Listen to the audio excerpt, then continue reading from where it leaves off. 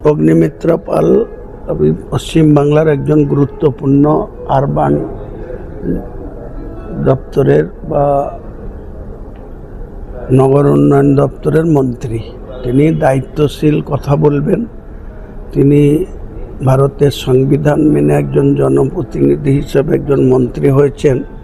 তিনার মর্জি মোতাবেক আমাদেরকে চলতে হবে, বা তিনি দেশের বাইরে চলে যেতে বললেই আমি ইন্ডিয়ার সিটিজেন্সি আছে, উনিও ভারতের নাগরিক, আমিও ভারতবর্ষের নাগরিক।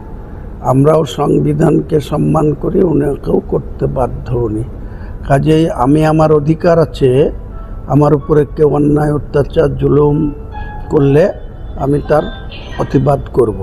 আমার ধর্মচারণ করতে কেউ বাধা দিলে আমি সেটা অমান্য করব, আমার ধর্মচারণকেই আমি প্রায়োরিটি দেব।